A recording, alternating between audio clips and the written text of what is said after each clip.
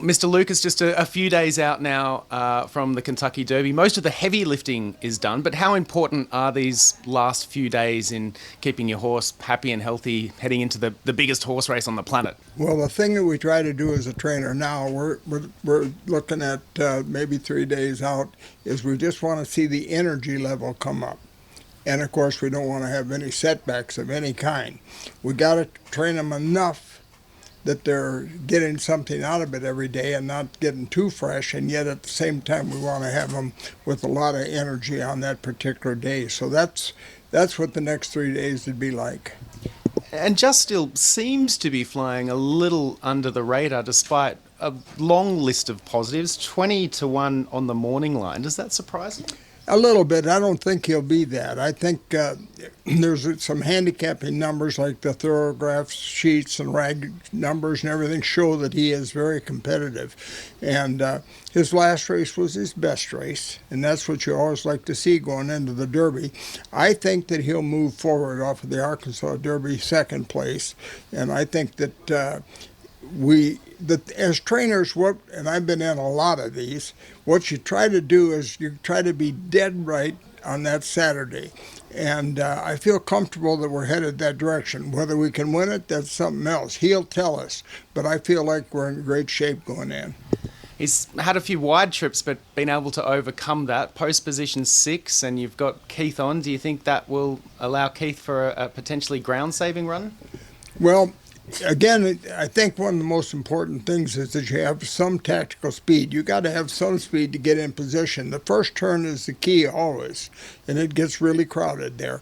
But I'm very comfortable with Keith. He knows the horse. He knows what he can do and what he probably can't do. So if we get a clean break, and you have to be concerned with the guys on either side of you, not the 6 hole. You're concerned about the 5 and the 7. So that's what we're going to have to get over. Beautifully bred. We know who his dad is, but his mum was pretty handy too. The dam is probably under the radar, as you say, because she's an Australian mare, but she won the Guineas down there. She's a Grade 1 winner, classic winner, and his pedigree says that he should be able to do this without any trouble.